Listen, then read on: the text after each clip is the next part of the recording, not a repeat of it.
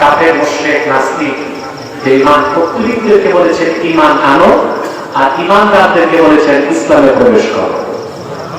আগে কি তারপরে ঈমান না এনে ইসলামে প্রবেশ করার কোন সুযোগ নাই। যেমন আল্লাহ তাআলা বলেন, ইয়া আইয়ুহাল্লাযীনা আমানু তাকুল্লাহা হাক্কা তুকাতিহি ওয়া লা তামুতুন্না ইল্লা ওয়া আনতুম মুসলিমুন। আল্লাহ রাব্বুল আলামিন বলেন, ঈমানদারগণ, বিশ্বাসীগণ, মহান আল্লাহকে তোমরা যথাযথ ভয় করো, আর পরিপূর্ণ মুসলিম না হয়ে মৃত্যুকে আলিঙ্গন করো না। সুবহানাল্লাহ বলেন।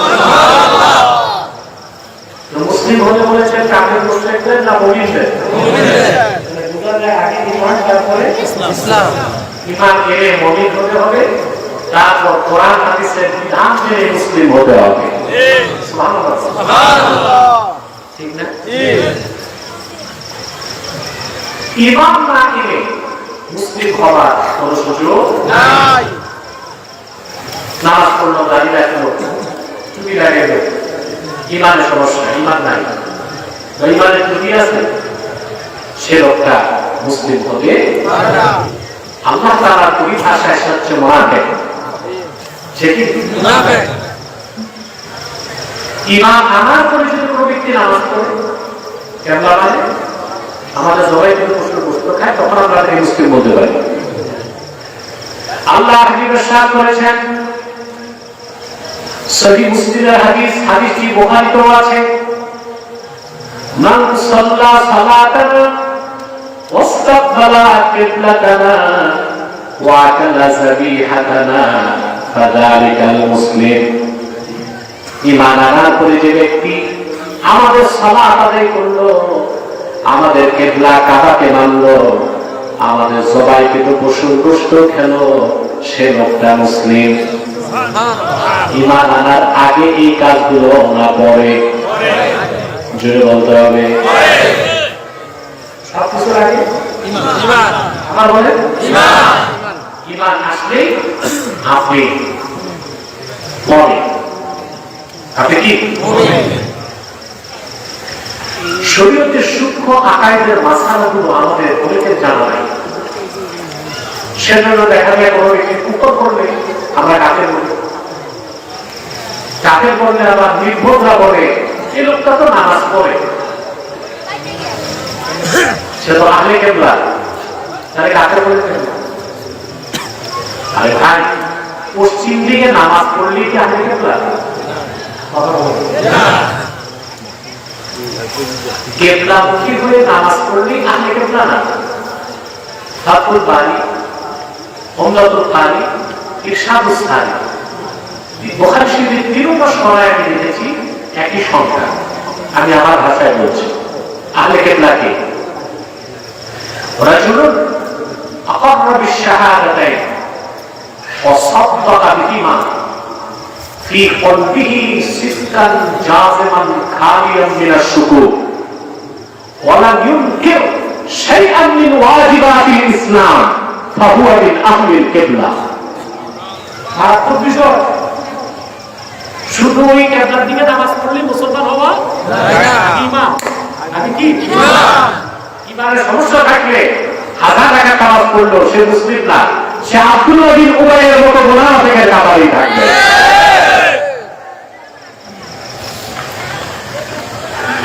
তাফসীর হুসাইনিতে এসেছে, আল্লাহ হাবিব নূর নবী মুহাম্মদ সাল্লাল্লাহু আলাইহি ওয়াসাল্লামের নূরের জামানায় মদিনাতুল মুনাওয়ারাতে মুনাফিক ছিল মাত্র 370 জন। 300 জন পুরুষ, 70 জন নারী। সংখ্যা মনে রাখবে? কত? 300 জন পুরুষ, 70 জন নারী। এখানে কে বাজার নাকি? যান আরেক বাজার করো। আর যে তোমাদের কি বেড়েছে বাংলাদেশে জ্যান, যে ये क्या जैन जी जैन जी जनरेशन जी जनरेशन जी ঠিক না এগুলো উৎপাদ করে বেশি সব জায়গায় চলবে না জেন জি গিরি এগুলো হলো বসার চুপচাপ আপনারা আসছেন আজকে দেরি করে মাফি অর্ধেক লোক আসছে আমি আসার পর এটা কোন অভ্যাস ওলামায়ে কেরাম প্রত্যেকেই তো ভালো ভালো কথা বলবে আপনারা যদি আগে আসেন প্রত্যেকে কথা বলতে আনন্দ পায় না আমাদেরকে একটু লক্ষ্য রাখা উচিত ঠিক আছে না মদিনা মুনাওয়ারায় মুনাফিক ছিল কতজন কিন্তু মুনাফিকদের বিরুদ্ধে আল্লাহ তাআলা একটা সূরা নাযিল করেছেন সূরা মুনাফিকুন হাদিস সাক্ষরে মুনাফিকদের নেতা ছিল আব্দুল্লাহ ইবনে উবাই ইবনে সুলুল তার মাথায় পাগড়ি থাকতো মুখে দাড়ি ছিল জুব্বাও ছিল শরীরে আল্লাহর হাবিবের পিছনে সে জামাতে অনেক সময় নামাজ পড়তো তারপরও সে ছিল কি আল্লাহ ঘোষণা করেছেন ইন্নাল মুনাফিকিনা ফিদ-দারকিল আসফালি মিনান নার মুনাফিকরা জাহান্নামের সবচেয়ে নিকৃষ্ট স্তরে অবস্থান করবে তা বোঝা যাচ্ছে ঈমানবিহীন বা ঈমানের ত্রুটি থাকলে নামাজ রোজা জুব্বা কুর্তা জিকির ফিকির হাল আর ফালে মুসলমান হওয়া যাবে আহলে কিবলাকে বুঝছেন অর্থাৎ যে ব্যক্তি কালেমাকে বিশ্বাস করছে মুখে বিশ্বাস করছে এরপর ইসলামের ক্ষুদ্রাতি ক্ষুদ্র একটা বিষয়কে অস্বীকার করল অর্থাৎ 30 পারা কোরআন আর সব সহিহ হাদিস আর ইজমাই উম্মতকে বিশ্বাস করছে সে একটা আহলে কিবলা তাকে কাফের বলা যাবে হ্যাঁ সেটা কি তার ঈমান আনার পরে ইসলাম এজন্য আল্লাহ বলেছেন ঈমানদারগণ ইসলামে প্রবেশ সুবহানাল্লাহ ঈমান তো বুঝলেন ইসলাম কি বুঝতে হবে আমরা ইসলাম বুঝি না বুঝে না দেখবেন আবার দল আছে না বুঝার দলের আবার ক্যাটাগরি আছে একদল বুদ্ধিজীবী আছে রাষ্ট্রচিন্তক বুদ্ধিজীবী ফরহাদ মজহাব টাইপের আলহামদুলিল্লাহ মুহাম্মদ সাল্লাল্লাহু আলাইহি ওয়াসাল্লামের এই গোলাম একটাকেও ছাড়ি নাই সবগুলোকে পাকড়াও করেছি এখন তাদের চোখে আমি চরমপন্থী আমি এই বুদ্ধিজীবী ভারত কথা আড়াইশো বুদ্ধিজীবী আর যে ইসলাম সাহেব বলছে বেদাতি কিছু কি 250 মিলে সরকারের কাছে আমার শাস্তি দাবি করছে দেখছেন সবাই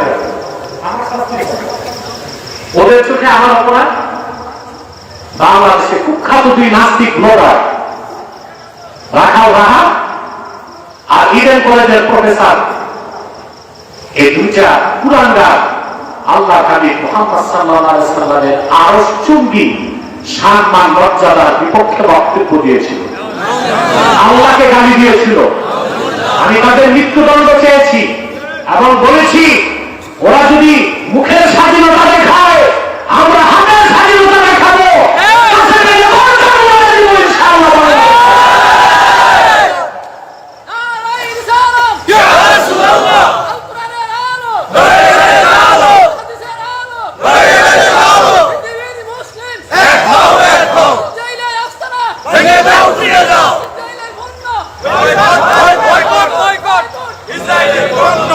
সম্মানিত সুদী পীরগুলো কেমন বেদাতি স্বাধীন বা নাস্তিকদের শাস্তি তারা চাইল না তাদের শাস্তি যে চাইল সে আব্বাসী শাস্তি চাইল বোঝা যায় পাশে রয়েছে তাদের কাছে ইহুদিদের কাছে এই বুদ্ধিজীবীগুলো ইসলামের ভুল ব্যাখ্যা দিচ্ছে যে ইসলাম এসেছে আব্রাহামিজম থেকে বলতে চাই হযরত ইব্রাহিম থেকে তিনটা ধর্ম, ইসলাম, ইহুদি, খ্রিস্টান। এটা হচ্ছে পশ্চিমা দার্শনিকদের ইসলাম সম্পর্কে বিকৃত ইতিহাস। ইব্রাহিম আলাইহিস সালাম একজন জলিলুল কদর পয়গম্বর ছিলেন, দ্বীনের দাওয়াত দিয়েছেন। ইসলাম কোন ইসলাম থেকে হয় নাই। হযরত ইব্রাহিমের শরীয়ত ছিল অপরিপূর্ণ, ইসলাম হচ্ছে পরিপূর্ণ। হযরত ইব্রাহিমের দ্বীন ছিল একটি অঞ্চলের মানুষের জন্য। মুহাম্মদ সাল্লাল্লাহু আলাইহি ওয়াসাল্লাম যে পূর্ণাঙ্গ দ্বীন ইসলাম এনেছেন, সেটা কোন গোত্রের জন্য নয়, গোটা বিশ্ব মানবতার কল্যাণের জন্য। আব্রাহামিজম থেকে ইসলাম না, সংক্ষেপে আমি বলে দিচ্ছি ইসলামের পরিচয়টা। দ্বীনের দাওয়াত নিয়ে পৃথিবীতে এসেছেন প্রথমে আদম পয়গম্বর, এরপরে একের পর এক নবী আসলেন। হাজার হাজার বছরে লাখের উপর পয়গম্বর দ্বীনের দাওয়াত দিয়েছেন, দ্বীন পরিপূর্ণ হয় নাই।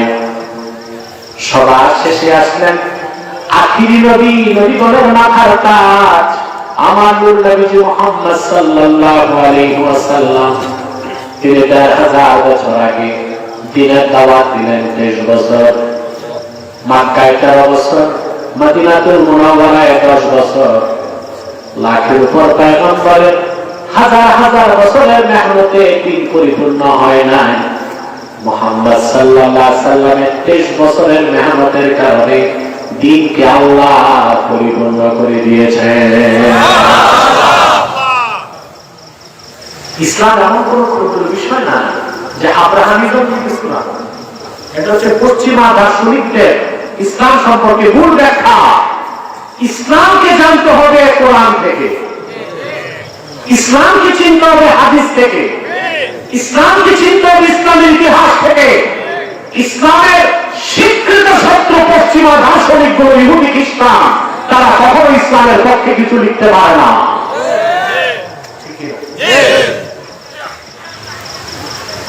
পূর্বে নবীগণ দ্বীনের দাওয়াত দিয়েছেন।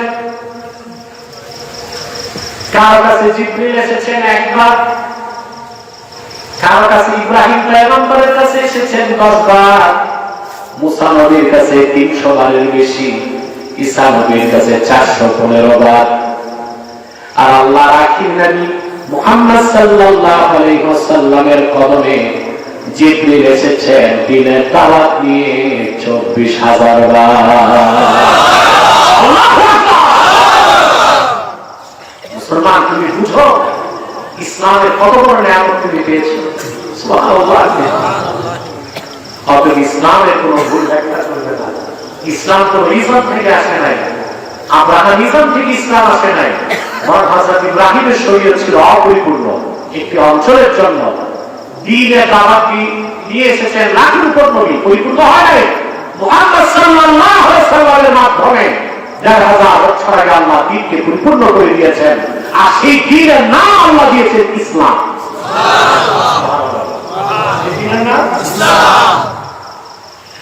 শুধু ইসলাম না, আল্লাহ দ্বীন ইসলামকে নিজের দ্বীন বলেছেন, দ্বীনুল্লাহ। কি বলছেন? দ্বীনুল্লাহ। দ্বীনুল্লাহ অর্থ কি? আল্লাহর দ্বীন। সুবহানাল্লাহ কইবেন। সুবহানাল্লাহ। ইসলাম নামে যত ধর্ম আছে সবই তো বিকৃত, মিথ্যাকৃত। যেটা করতে পারেন মানব রচিত, ঠিক না? ওই ধর্মগুলোর পরিচয় কি দেখেন? ইহুদি ধর্ম। নামই প্রমাণ দেয় ধর্মটা ইহুদিদের জন্য।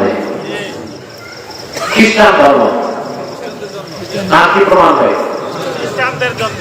বৌদ্ধ ধর্ম বৌদ্ধদের জন্য, হিন্দুদের জন্য। আল্লাহ কোরআনের বিসমিল্লাহ বা থেকে মিনাল জিন্নাতি ওয়ান নাসের সিন পর্যন্ত এমন কোন বাক্যের কোন শব্দে কি দেখাতে পারবে আল্লাহ ইসলামকে বলেছেন দ্বীনুল মুসলিমিন? না। বলেন না। মুসলমানের দ্বীন আল্লাহ বলেন, আল্লাহ বলেছেন ইযা জাআ নাসরুল্লাহি ওয়াল ফাতহু ওয়া রাআইতান নাসা ইয়াদখুলুনা দীনিল্লাহি আফওয়াজা। মুহাম্মদ সাল্লাল্লাহু আলাইহি ওয়াসাল্লামের রক্ত ঝরা দিনকে আল্লাহ বলেছেন দীনুল্লাহ, এটা আল্লাহ দ্বীন, বলেন সুবহানাল্লাহ। এই ইসলামকে নিয়ে বেঁচে থাকতে চায়, ইসলামের জন্য মরতে চায়, ইসলামের পরিচয় আছে বড় কোন পরিচয় আমাদের আর হতে পারে না। আজকে বাংলাদেশে শুরু হয়েছে সংস্কৃতি পূজা। কি পূজা? এই বুদ্ধিজীবীগুলো আমাদের আগে কিছু বুদ্ধিজীবী ছিল, আমাদেরকে সমাজকে দিতে চাচ্ছিল হিন্দুত্ববাদের দিকে। এখন বুদ্ধিজীবীগুলো হিন্দুত্ববাদের দিকে নেওয়ার সুযোগ নাই, কলি খাবে। এখন নিয়ে যাচ্ছে পৌত্তলিকতার দিকে। মঙ্গল শোভাযাত্রা বাড়তেছে, কিন্তু যে শোভাযাত্রা বেরোছে মূর্তি থেকে পবিত্র রাখতে পারে না। এখনো মূর্তি ছিল, কি ছিল না? এটা মুসলমানের সংস্কৃতি। মুসলমানের সংস্কৃতিতে পৌত্তলিকতা, মূর্তি, ভাস্কর্য, প্রতিমার কোন সুযোগ মনে থাকবে। এরা আছে সংস্কৃতি সেবী, সংস্কৃতি চর্চা করব, আমার নসিহত খারাপ করে। আমরা কে মুসলিম কে অমুসলিম এটা দেখার বিষয় না। কি বিষয় দেখতে হবে? আমাদের বড় পরিচয় আমরা বাঙালি, এটা আপনাদের বড় পরিচয়। বাংলাদেশি এটি আমাদের বড় পরিচয়। আল্লাহ শিখেছেন কি পরিচয় দিতে? قل يا أهل الكتاب تعالوا إلى كلمة سواء بيننا وبينكم ألا نعبد إلا الله ولا نشرك به شيئا ولا يتخذ بعضنا بعضا أربابا من دون الله فإن تولوا فقولوا اشهدوا بأننا مسلمون। পরিচয় কি? ছেলেরা বলেন পরিচয় কি? আল্লাহ বলেছেন মুহাম্মদ সাল্লাল্লাহু আলাইহি ওয়াসাল্লাম কি বলুন কে আহলে কিতাব তাআলাউ ইলা কালিমাতিন সাওয়াইন বাইনানা ওয়া বাইনাকুম, আসে একটি কথায় একমত পোষণ করি। আমরা বিশ্বাস করি, তোমরা বিশ্বাস করতে পারো। সেটা কি? আল্লাহ না'বুদা ইল্লাল্লাহ, আল্লাহ ছাড়া কারো ইবাদত করব না, আল্লাহর সাথে কাউকে শরীক করব না, আল্লাহকে বাদ দিয়ে অন্য কাউকে রব বানাবো না। ফাইন তাওয়াল্লাউ, যদি তারা এই কথা থেকে মুখ ফিরিয়ে নেয়, ফাকুলু আশহাদু, উম্মতে মুহাম্মাদি বুকটা ছেড়ে দিয়ে বলে দাও, সাক্ষী থাকো তোমরা কাফেররা, বিআন্না মুসলিমুন, আমরা মুসলমান।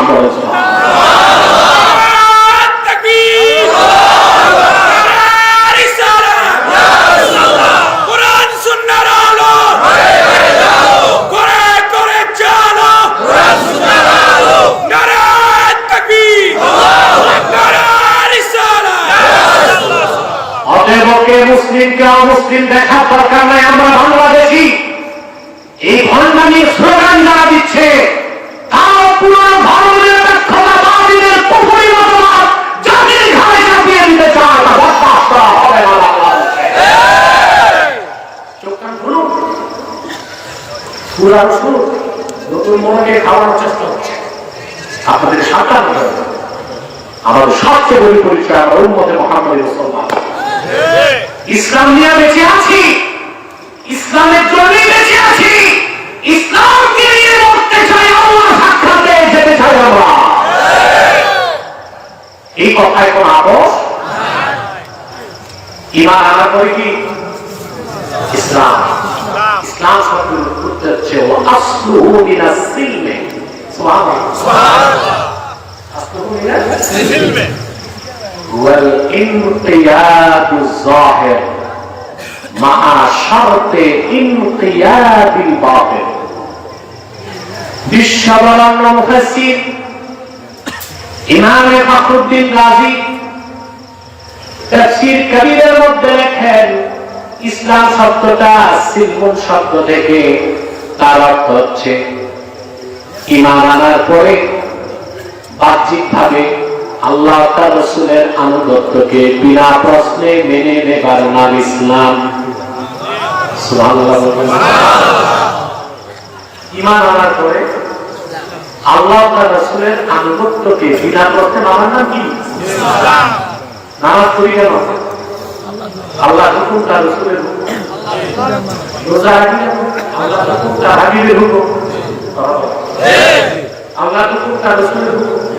এগুলো আনুগত্য, এগুলো কি? এই যে ঈমান আনার পরে আমরা নামাজ পড়ি, রোজা রাখি, হজ করি, যাকাত দিই, হুকুমগুলো মানি, নিষেধগুলো ছাড়ি, এই আনুগত্য, এই আত্মসমর্পণ, বিনয়, এই অবরত হয়ে হুকুম মানার নাম ইসলাম। আল্লাহ নির্দেশ কি? আল্লাহ বলে উদখুলু ফিস-সিলমি কাফা। এখন আসেন আরেকটু গভীরে প্রবেশ করছি।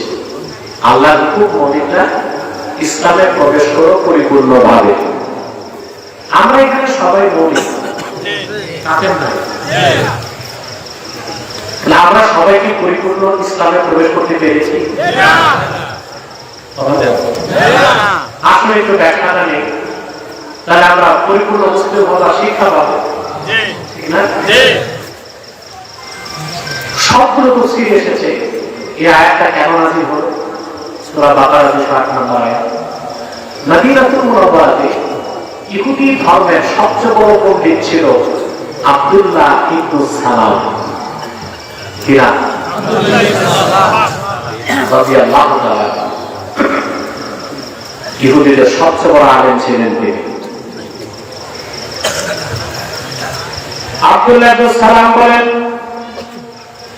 আল্লাহর আখির নবী মুহাম্মদ সাল্লাল্লাহু আলাইহি ওয়াসাল্লাম যেদিন মক্কা থেকে হিজরত করে মদিনাতুল মুনাওয়ারাতে আসলেন, এক নজর দেখার জন্য আমি রাসূলুল্লাহর কাছে উপস্থিত হলাম।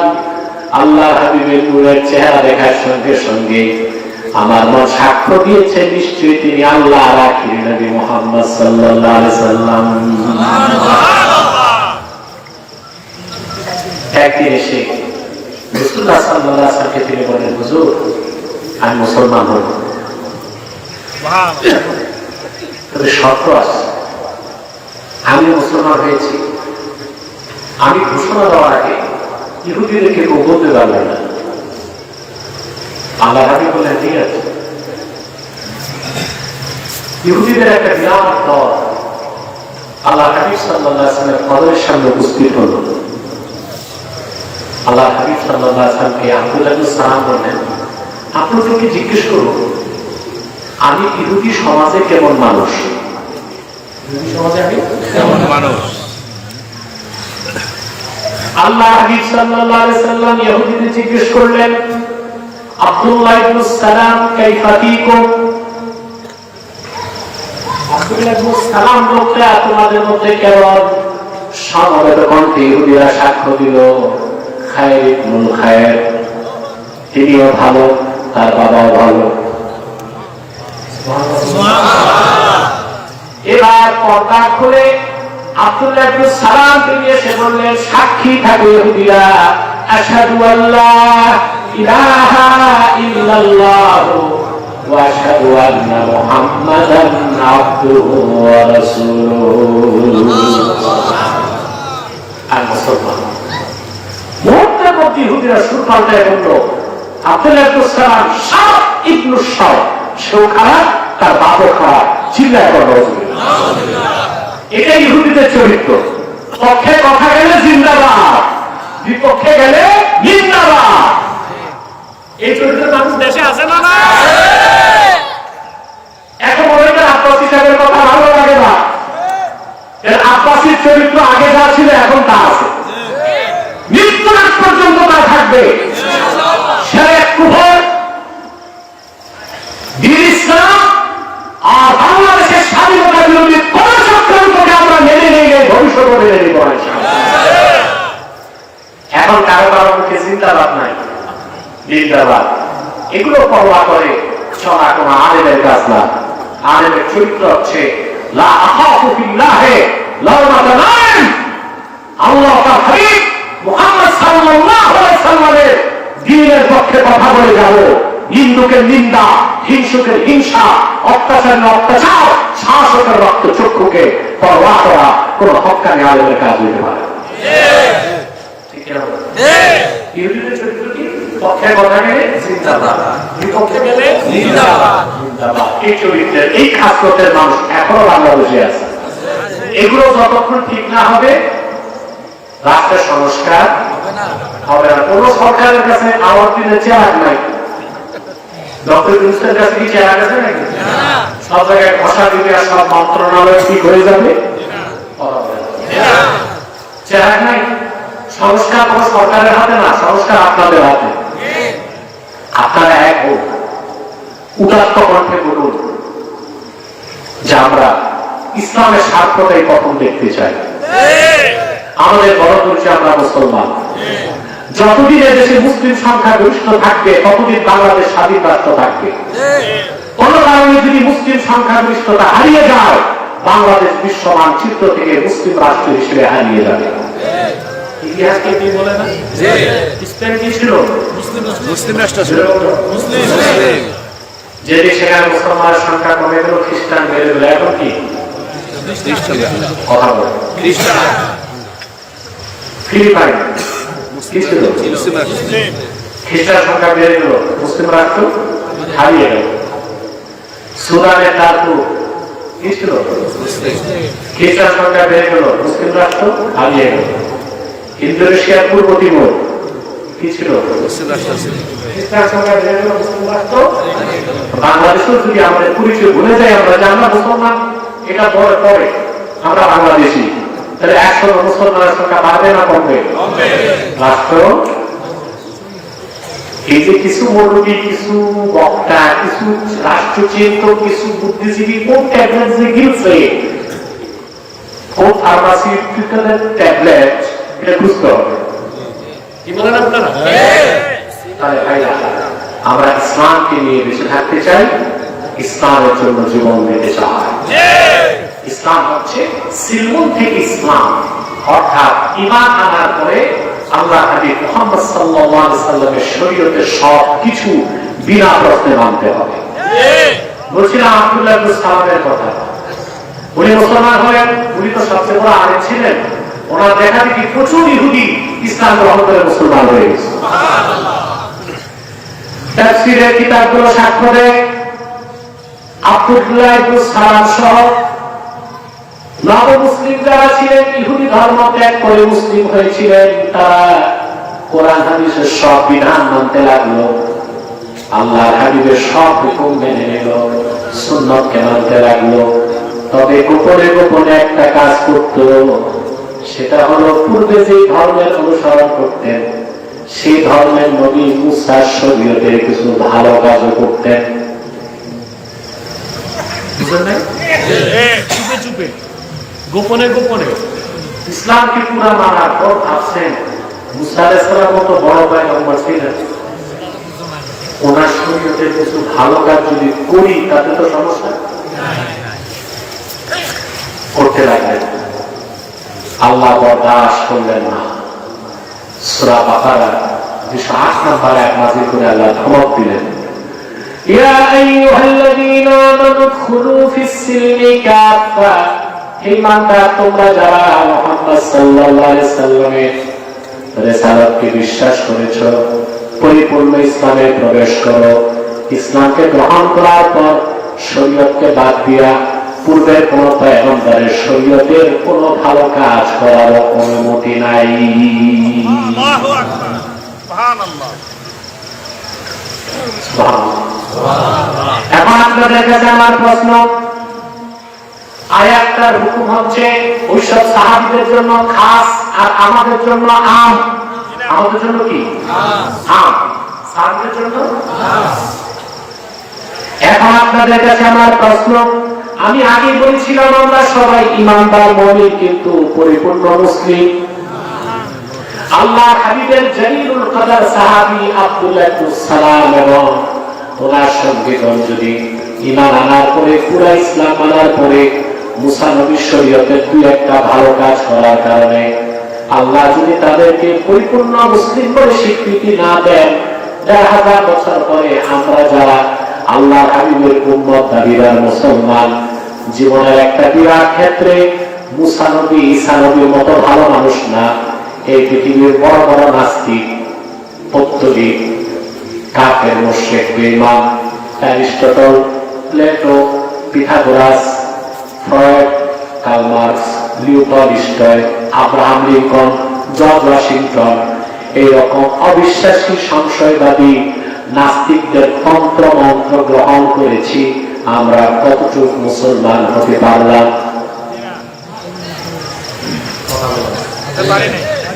সাহাবায়ে কেরাম মুসা নবীর শরীয়তের কিছু মানার কারণে আল্লাহ বলেন পুরোপুরি মুসলমান হইতে পারলাম।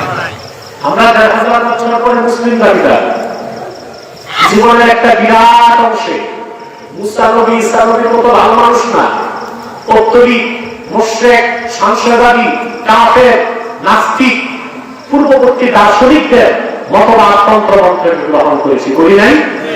আমাদের আইন আদালত কি শরীয়ত মোতাবেক? আমাদের ব্যবসা কি শরীয়ত মোতাবেক? আমাদের সংস্কৃতি কি শরীয়ত মোতাবেক? জীবনের একটা বিরাট অংশে আমরা গ্রহণ করেছি। আমরা কি আল্লাহর কোরআনের এই আয়াতের কষ্টি পাথরের ঘষা দিবে নিজেদেরকে 100% মুসলিম বলতে পারি? ভাই, এই জন্যই আমরা মার খাই। ঈমান আনার পর আমরা যদি পরিপূর্ণ ইসলামে প্রবেশ করতাম, আল্লাহ নবী মুহাম্মদ সাল্লাল্লাহু আলাইহি ওয়াসাল্লাম 1000 বছর আগে পূর্ণাঙ্গ যে দ্বীন রেখে গেছেন, জীবনের সকল ক্ষেত্রে সেই দ্বীনের অনুসরণ করতাম, তাহলে আমরা পরিপূর্ণ ইসলামে প্রবেশ করেছি বলে আল্লাহর কাছে গণ্য হইতাম। তখন আমাদের চোখের পানির ফোঁটার দাম এতম মাত্র শক্তিশালী হয়ে যেত, ঠিক না? এখন দোয়া কবুল হয় না? মিছিল করি, মিছিল করি, সর্বদা না মার খাই। তার কারণ কি? আমাদেরকে দ্বীনের পথে পুরো ফিরে আসতে হবে, দ্বীনের পথে ফিরে আসতে হবে। দ্বীন বিরোধী কারোর সাথে আপোষ বা কম্প্রোমাইজের কোন সুযোগ নাই। আমি একটা হাদিস শোনাবো আল্লাহ শরীফ থেকে, শুনবেন? কান খোলেন, বলবো? খুব মনোযোগ দিয়ে। এই যে দুনিয়ার বিভিন্ন প্রান্তরে আমরা মার খাচ্ছি, সমাধান যে কোথা থেকে নিতে হবে তা তো জানি না, সমাধান খুঁজতেছি অবাক হয়ে। হাদিসটি আল্লাহ শরীফের হাদিস নাম্বার 3462।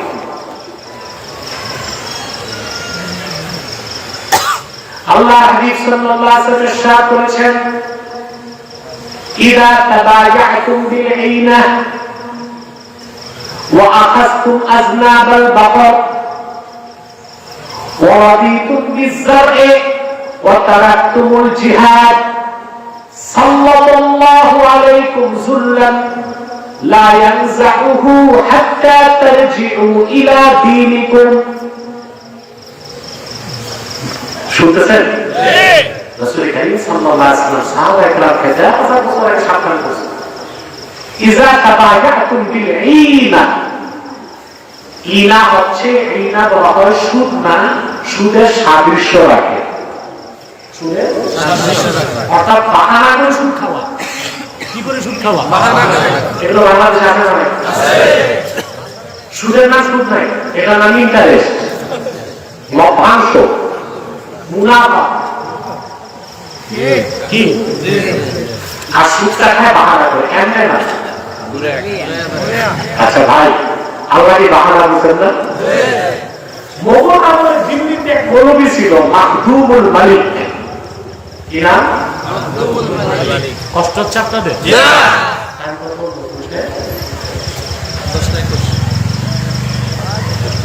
50 মিনিট হয়ে গেছে, আর 10 মিনিট কষ্ট করবেন না? কে কে হাত তুলে দেন?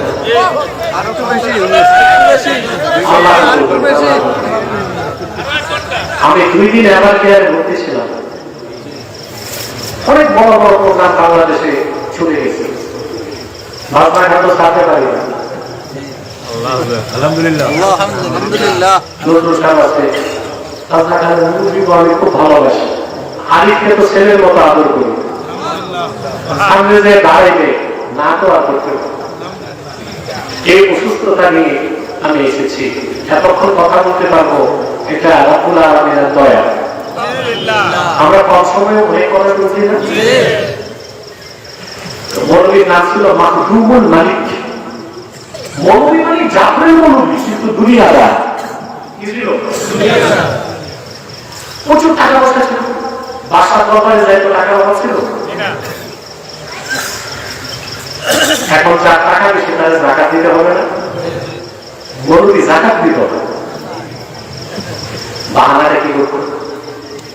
জাকাতের জন্য খরচ হচ্ছে নেশাব পরিমাণ সম্পদ হাতে আসার পর হালা আলাইহিল হাউল, অতিবাহিত করা। এটা জানেন তো? নেশাব কি? 12.5 তোলা রূপা বা সমপরিমাণ টাকা, 7.5 তোলা সোনা সমপরিমাণ টাকা, রূপাটাই ধরবেন, যেটা এখন রূপা সোনার দাম পার্থক্য হয়ে গেছে। মানে বর্তমানে 60 থেকে 65,000 টাকা কারো কাছে যদি থাকে, 1 বছর ঘুরে তারপর জাকাত কি বুঝলেন? এখন নেশাব পরিমাণ যদি 1 বছর ঘুরে যায়, কিন্তু 1 মাস আগে যদি 1 কোটি টাকাও আসে, পুরো 1 কোটি 1 লাখ টাকা জাকাত দিতে হবে। কিন্তু শর্ত হচ্ছে 1 বছর কি হবে, এটা শর্ত। তো মৌলবী মাহরুমুল মালিক করতো কি, তার সব সম্পদ 12 মাস হওয়ার আগে গাঁঠি বেঁধে তার বউকে হাদিয়া করত।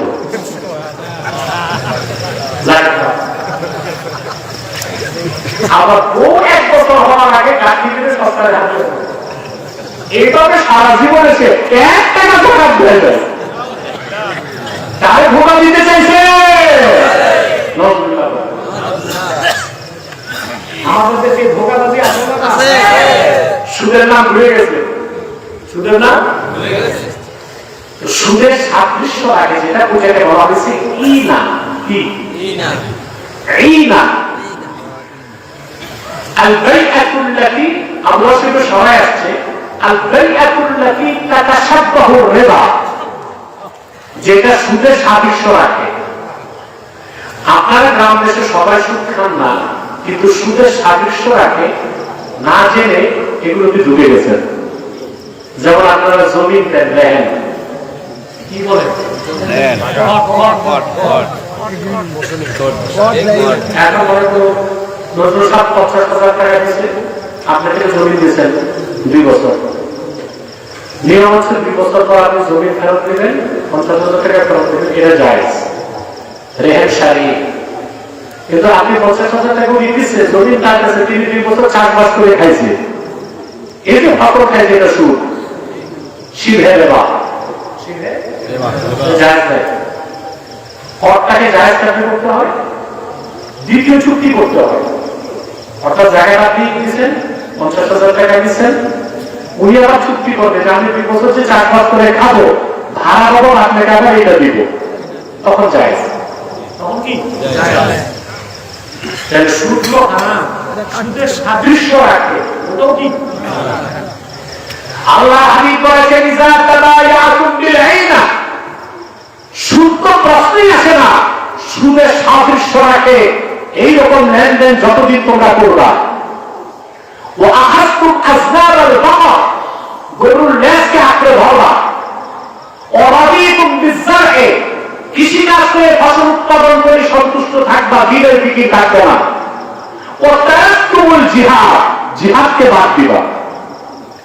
সাল্লাল্লাহু আলাইকুম যুল্লা, আল্লাহ তোমাদের উপর বেইজ্জতিকে সুপর্দ করবে। লা ইয়ানজাউহু হাত্তা তারজিউ ইলা দীনিকুম, সেই বেইজ্জতি ততক্ষণ আল্লাহ সরাবেন না যতক্ষণ না পরিপূর্ণভাবে দ্বীন ইসলামে ফিরে না আসো। তাহলে শুধু মুমিন হলে হবে না, পরিপূর্ণভাবে ইসলাম মানতে হবে। ব্যক্তি জীবন, সমাজ জীবন, রাষ্ট্র জীবন, সাংস্কৃতিক জীবন, শিক্ষা জীবন, ইবাদত, মুআমালাত, মুআশারাত, ইকতিসাদ, ব্যয় ও সেবা, সংস্কৃতি, শিক্ষা, লেনদেন, বাণিজ্য, ব্যবসা, আইন ও আদালত, শিক্ষা দীক্ষা সকল ক্ষেত্রে দ্বীন ইসলামের পূর্ণাঙ্গ অনুসরণ করলেই আপনি পরিপূর্ণ মুসলিম হতে পারবেন। আজকে আমরা মুসলমান জিহাদ বাদ দিয়ে ধর্ম আদি জাতিসংঘের কাছে 1948 সালে ফিলিস্তিনের বুক চিরে কুখ্যাত ইহুদিরা ইসরায়েল রাষ্ট্র প্রতিষ্ঠা করেছে। যুগের পর যুগ মুসলমান মার খেয়েছে ফিলিস্তিনিরা, কিন্তু যখন থেকে তারা জিহাদের পথ বেছে নিয়েছে, ইটের জবাবে বাক্যের নিক্ষেপ করছে। আলহামদুলিল্লাহ করতেছে না? এখন জাতিসংঘ, আগে তো কোনো শান্তি চুক্তির কথা ছিল না, যুদ্ধবিরতির প্রশ্ন ছিল না, এক কথা মার খেত ফিলিস্তিনিরা। যখন ফিলিস্তিনিরা হাতে অস্ত্র নিয়ে জিহাদের পক্ষে বেছে নিয়েছে, এখন তারা মাথা উঁচু করে দাঁড়াতে পারছে। ঠিক কিনা বলে? আজকে যদি মিশর, জর্ডান, ইসরায়েলের চারপাশে 4টা দেশ মুসলিম রাষ্ট্র, কয়টা? মিশর, জর্ডান, সিরিয়া, আর লেবানন, কয়টা? 4টা মুসলিম রাষ্ট্র যদি জাতিসংঘকে পরোয়া না করে বর্ডারগুলো খুলে দিত, যে বিশ্বের মুসলিম রাষ্ট্রগুলো থেকে কারা কারা যাওয়া বাইতুল মুকাদ্দাসে ইজ্জত রক্ষায় জিহাদের পথকে বেছে নিতে, আমার মনে হয় বাংলাদেশ থেকে লক্ষ লক্ষ যুবক ফিলিস্তিনে যে জিহাদ করার জন্য প্রস্তুত হয়ে যাবে।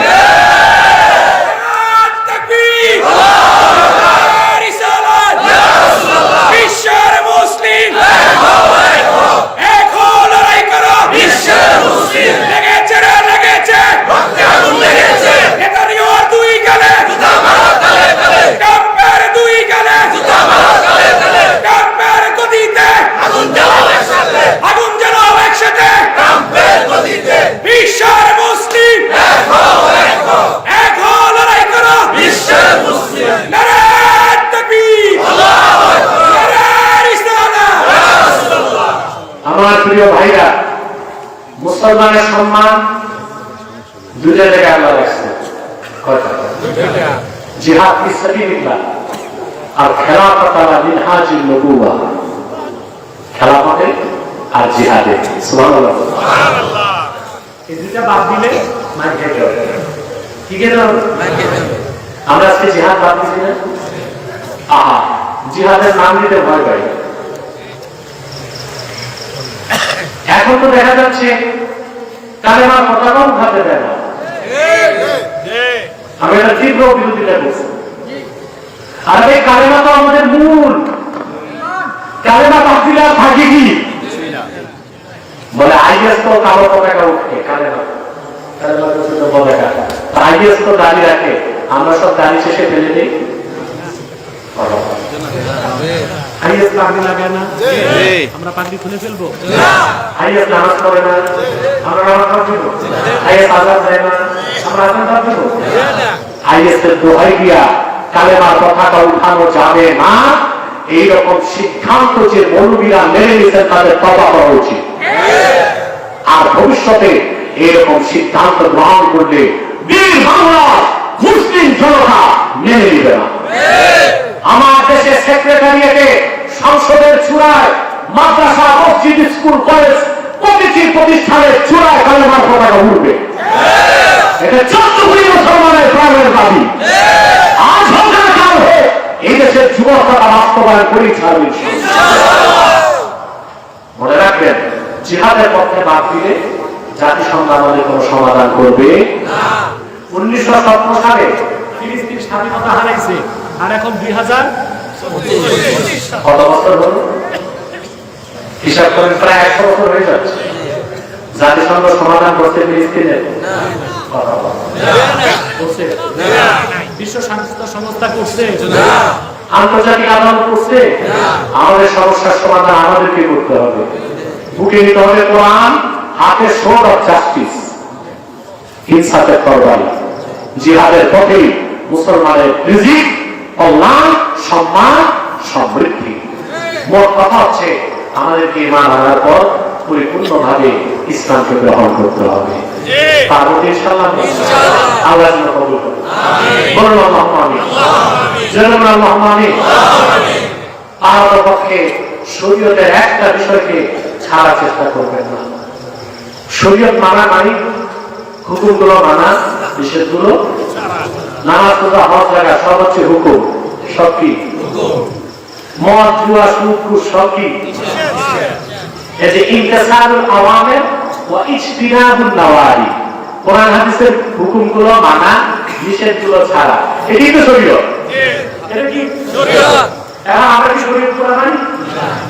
আমার দেশে আমার নামাজি আছে, 5 ওয়াক্ত নামাজ পড়তে পড়তে কপালের মধ্যে বাটকারার মতো দাগ পড়ে গেছে, কিন্তু সমানে সুদ খায়, আল্লাহ ওজনে কম দেয়, পিছার আচারে বসলে 2 দিক থেকে 2 পাইস পকেটে পাই কাজ করে। এগুলো নাই তো আপনাদের এলাকায়?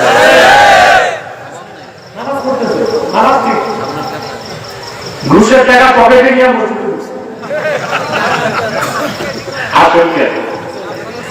আমি এক ব্যক্তিকে দেখছি, নাম বলবো না, লোকটা ভরা হয়ে মারা গেছে, পাটের অফিসের ম্যানেজার। যখন বাংলাদেশে পাট ব্যবসা তুঙ্গে, বুঝলেন, মাটির নামাজের আগাম হয়ে গেছে, ম্যানেজার উঁচু করতেছে আর ঘুষের টাকা নিয়ে আসছে মহাকে, বুঝলেন, টাকা দেখে বেটা উঁচু ঘুরে গেছে, কষ্ট করতেছে না, উঁচুতে হাত ধরছে, পানি সাফ করতেছে আর বলতেছে দিয়া লাও, করতেছে কি পানি সাফ করতেছে আর বলতেছে দিয়া লাও। এই চরিত্রের মানুষ 40 বছর নামাজ পড়লে কি হবে? তাহলে শরীয়ত মানার অর্থ হচ্ছে হুকুমগুলো মানবেন, নিষেধগুলো মানবেন, পারবেন না ইনশাআল্লাহ?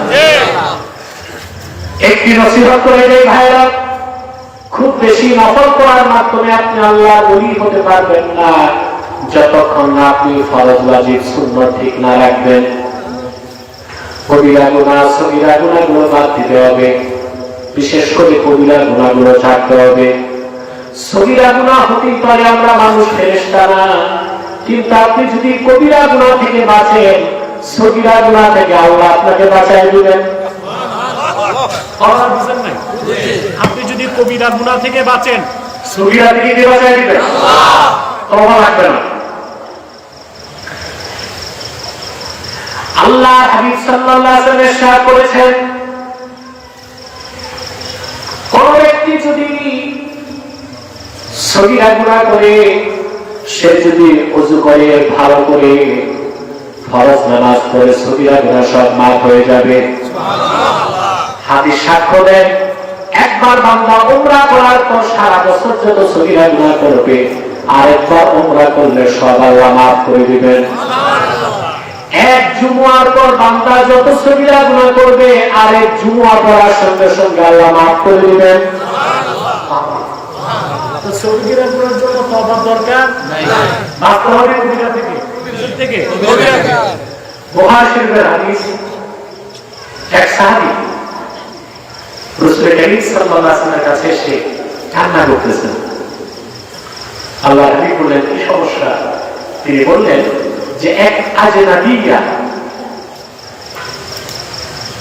এক মহিলাকে আমি জড়ায় ধরে চুমু দিছি,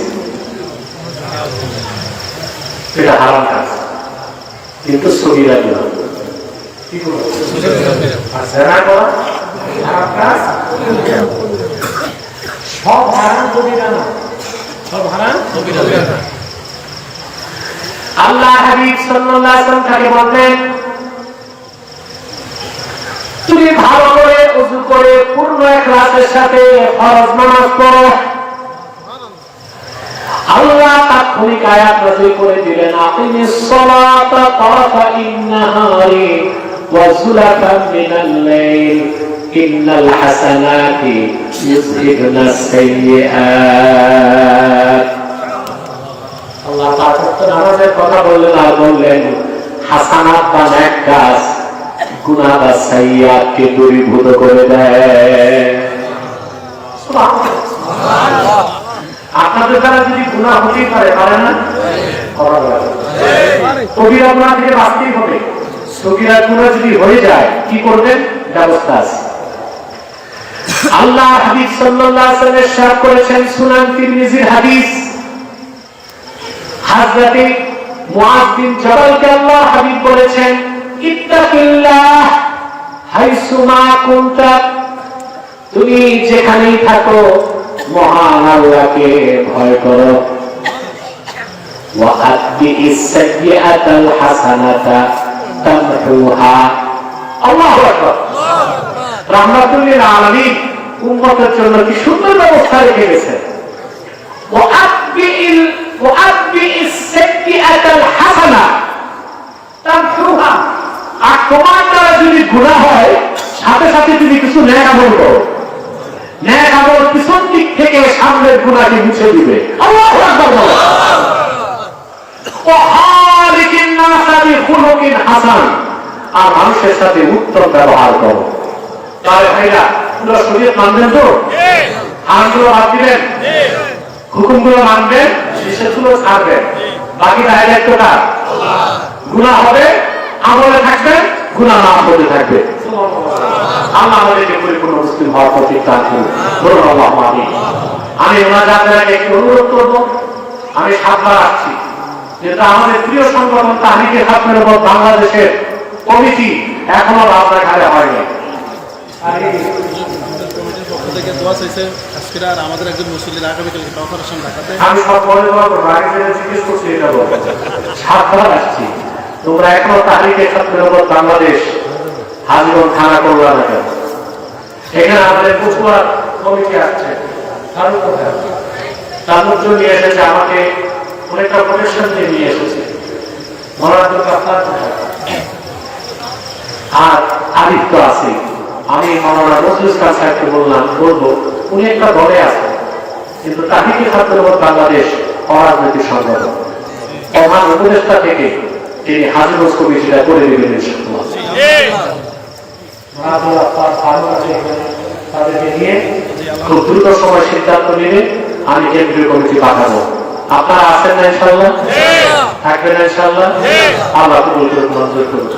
আসুন ভাই, একটু সালাত ও সালাম করে আমরা দোয়া করি, যেন দোয়া আল্লাহ কবুল করেন। মহব্বতে সাল্লাল্লাহু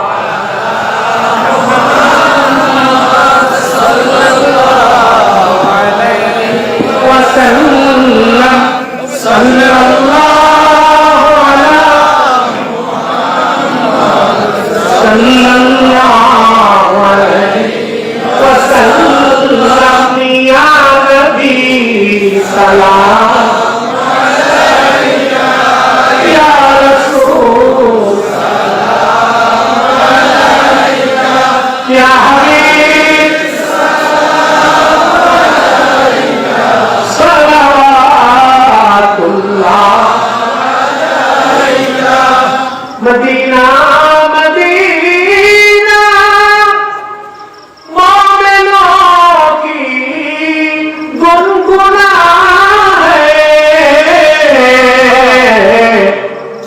दीदारे मदीना आशिकों की तमन्ना है। या नबी